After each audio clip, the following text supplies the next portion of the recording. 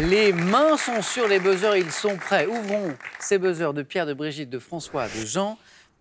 Dites-moi d'abord quel jouet léger à armature retenu par une ficelle est conçu pour s'élever, François? Un bilboquet? S'élever dans les airs sous l'action, Brigitte? Un cerf-volant. Du vent, le cerf-volant, exactement. Mais c'est vrai que le jouet léger, retenu par une ficelle, on peut partir sur le bilboquet. Mais pour s'élever dans les airs sous l'action du vent, le cerf-volant, bravo Brigitte.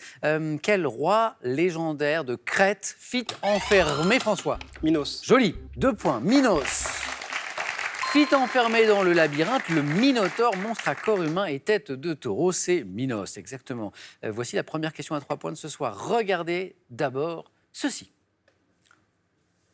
Et dites-moi quel est ce château à la lisière, Pierre? Azé le rideau. Non, pas El Rideau. De la forêt de Compiègne. François? Chambord. De Compiègne qui a été restauré, Jean? Pierrefonds. Joli. Le château de Pierrefonds, qui a été restauré dans un style néo-gothique qu'on a pu admirer sur cette photo par Viollet-le-Duc. C'est bien le château de Pierrefonds. 3 points pour notre champion Jean. Quel coléoptère vénéré par les Égyptiens à l'époque? Brigitte? L'ibis, non. À l'époque, François? Le scarabée. Et oui, c'est ça. Je pense que Pierre l'avait aussi, mais c'est François qui a gagné cette bataille de buzzer, le scarabée. Donc vénéré par les Égyptiens à l'époque pharaonique, représenté par une espèce qualifiée de sacrée, le scarabée, tout à fait. Quel dictionnaire mis à jour chaque année rassemble les caractéristiques des principaux médicaments? Pierre? Le Vidal. Ah, je vous attendais là. Vidal, exactement. 2 points. Hein? Je rappelle que Pierre est médecin, c'est pour ça que je l'attendais sur cette question. Ce dictionnaire qui rassemble donc les caractéristiques des principaux médicaments commercialisés en France, c'est le Vidal. Oui. Quel pilote français de Formule 1, vainqueur de 7 Grands Prix dans les années 1980, Brigitte? Prost. Surnommait-on affectueusement, François? Jean Alési. Néné. Donc grand Pierre. Pescarolo. Non, Néné, pilote de F1. Jean? Alonso. Non. Néné, ça nous emmène sur René. René, F1. Arnoux. Arnoux, oui, Brigitte, exactement. C'était ce champion de F1 des années 80, René Arnoux. Quelle est la suite? Écoutez bien. Quelle est la suite de ce célèbre vers de Lamartine commençant par un seul être vous? Brigitte. Et tout vous manque et tout est dépeuplé. Elle a complété. Un seul être vous manque et tout est dépeuplé. Exactement, c'est ça. Brigitte a même complété ma première partie de vers. Un seul être vous manque et tout est dépeuplé. Ce très beau vers de Lamartine. Tous les buzzers fonctionnent bien, tous les compteurs sont débloqués. C'est une belle première manche. Nous sommes en 1985 maintenant. Quelle chanson caritative destinée à venir en aide, François? Éthiopie. Pardon? Éthiopie. Oh oui, Éthiopie, joli, c'est ça. La chanson, c'est Éthiopie. Destinée à venir en aide à un pays africain, débuté par les mots « Ils n'ont jamais vu la pluie, ils ne savent même plus sourire ». Cette belle chanson, d'ailleurs, on va écouter un petit extrait.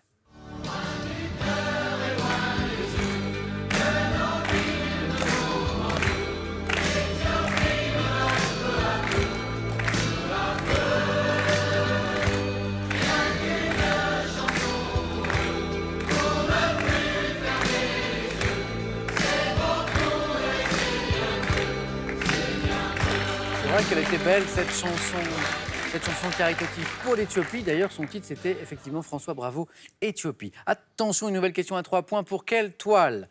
D'abord intitulée Dernière scène, Véronèse a-t-il défendu ses choix artistiques, Jean? Des noces de Cana.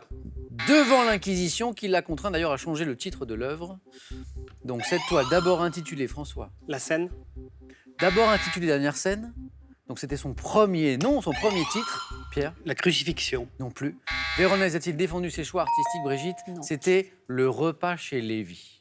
Le repas chez Lévi. Comment appelle-t-on maintenant, dites-moi, la période de l'histoire qui correspond aux plus anciennes civilisations et s'achève à la chute, Jean? L'Antiquité. De l'Empire romain, l'Antiquité.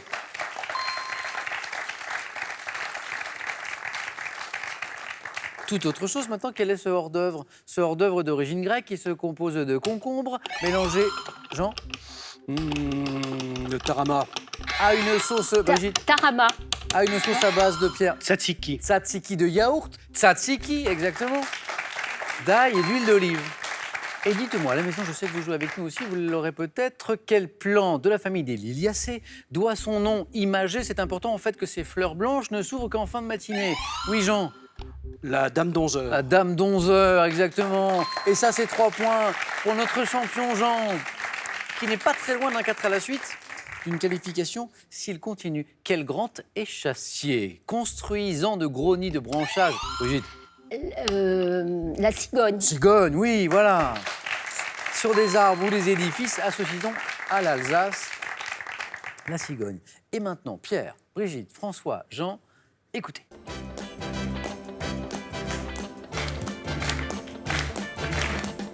It's not unusual to be loved by anyone. It's not unusual to have fun with anyone. But when I see you hanging about with anyone, it's not unusual to see me cry. J'adore cette chanson. Donc là, ce qu'on vient d'écouter, c'est It's Not Unusual de Tom Jones. Voici la question. Dans quelle série télévisée avec Will Smith pouvait-on voir le personnage de Carlton Banks? François? Le prince de Bel-Air. Mais oui, le prince de Bel-Air de Carlton Banks dansait sur cette chanson avec une danse très particulière. Je ne sais pas si vous en souvenez, François. En tout cas, c'était un bel extrait musical. C'était presque du funk. Alors, je dis presque, pas tout à fait. Mais donc pour ceux qui se posent la question depuis le début hein, à la maison, là, c'est ça. Hein, Let's Funk. C'était mon t-shirt. Voilà. Chaque lettre est importante ici. Hein, Let's Funk. Musique surtout des années 70. Oui. Quoi? J'entends des petits pouffements, je ne sais pas pourquoi. Quel ancien adverbe de négation signifiant textuellement il n'est... Oh, Jean. Nenni. Nenni. Oui, exactement. Jean, 9 points gagnants. Vous êtes qualifié. Oui. Signifiant textuellement il n'est pas cela est rarement employé aujourd'hui. C'est vrai, Jean, on dit moins que nenni aujourd'hui. Et pourtant.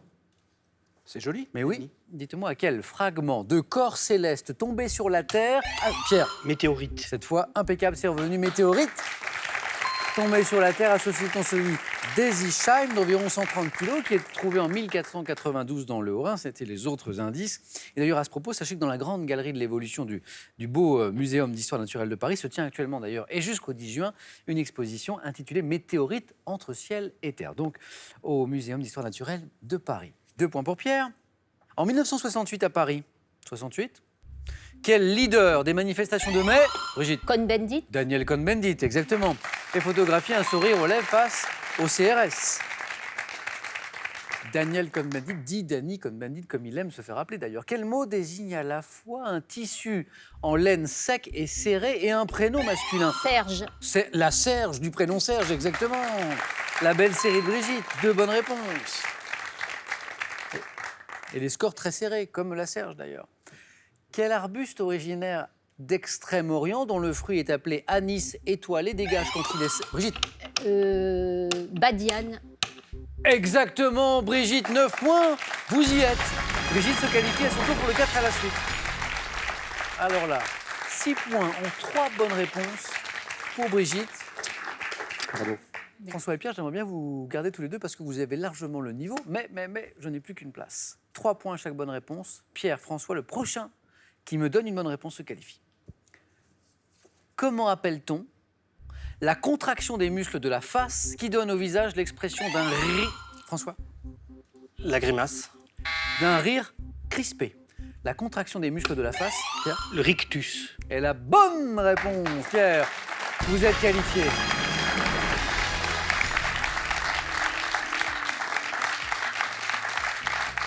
François, je dis pas ça pour vous consoler, mais là, ça se joue à rien du tout. Ça se joue à rien du tout. Vous étiez tous les 4 largement dans la course depuis le début, mais Oui. il en fallait un et c'est vous. J'en suis un peu déçu, mais bon, c'est comme ça. Un grand merci, François. Je fais un grand coucou à Augustin, Colombe, Gabriel, Stanislas, Henri et Charles. François, vous revenez quand vous voulez. Merci. Bon retour à Menton-Saint-Bernard, dans le beau département de Haute-Savoie, et ce cadeau est pour vous. Spartou.com vous offre 200 € pour vous habiller des pieds à la tête parmi un large choix de plus de 3500 marques de chaussures, sacs et vêtements. Envie de douceur et d'authenticité? Avec des fleurs, des fruits et autres huiles essentielles, préparez vous-même vos produits de beauté sains et sans danger et boostez votre forme grâce à des jus santé maison. Vous avez envie de venir jouer sur notre plateau, n'hésitez plus et passez nos tests de sélection. Inscrivez-vous sur qpuc.tv ou par courrier à cette adresse. Question pour un champion, CEDEX 2208 99 220 Paris-Concours. Notre équipe sélection arrive dans les villes de Reims et de Saint-Étienne en février, de Calais, Montpellier, Tours en mars. Allez, à vous de jouer à la maison. Attention, on ne se moque pas de vous. Vous jouez ce soir pour gagner soit une voiture familiale, soit 20 000 euros. Je vous rappelle la question selon une expression populaire. Pour se mettre d'accord, il faut savoir accorder 1. Ses batteries, 2. Ses violons. Bonne réponse 3243. Ça, c'est le téléphone par SMS 1 ou 2 au 7 10 20. Tirage au sort parmi les bonnes réponses. C'est parti pour le 4 à la suite. Avec Pierre, avec Brigitte, avec Jean.